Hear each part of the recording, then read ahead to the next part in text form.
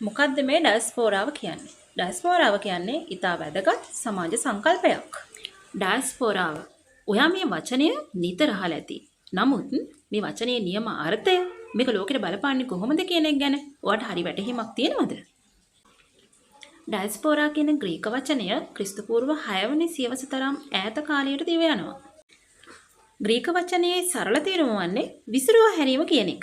පුරාණ ග්‍රීකයන් ඔවුන්ගේ මව්බිමින් විසිරුවා හැරලා මධ්‍යධරණී මුහුද ආශ්‍රිතව ජනපද පිහිටුවා ගැනීමට යොමු කිරීමත් සමග මේ ඩයස්පෝරාව කියන වචනය භාවිතයට ගැනෙන්නට උනා.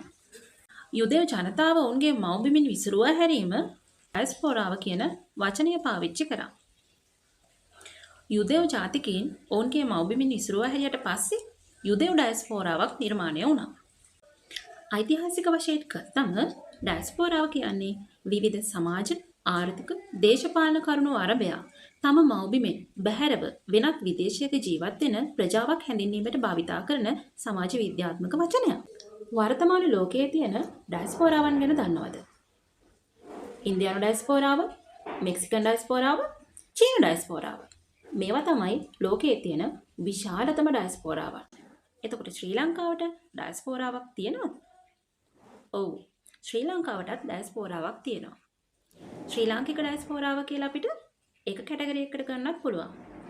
හැබැයි ශ්‍රී ලංකාවේ ඩයස්පෝරාව ಜಾති ભેද වශයෙන් වෙන් වෙලා තියෙනවා. සිංහල ඩයස්පෝරාව, දෙමළ ඩයස්පෝරාව, මුස්ලිම් ඩයස්පෝරාව.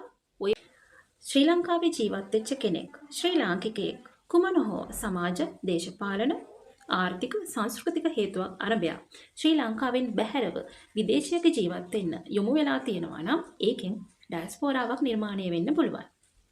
විදේශයක ජීවත් වුණත් තමන්ගේ ජාතිය, ආගම, සංස්කෘතිය, දේශීයත්වය අගය කරන්න මේ ඩයස්පෝරාව හැම වෙලාවකම පෙළඹෙනවා. ඒ වගේම ඔවුන් වෙන යම් දේශයක ජීවත් වුණත් තමන්ගේ මව් දේශයේ සිද්ධ වෙන සමාජ, දේශපාලන, ආර්ථික සහ සංස්කෘතික කටයුතු කෙරෙහි අවදීන් ඉන්නවා.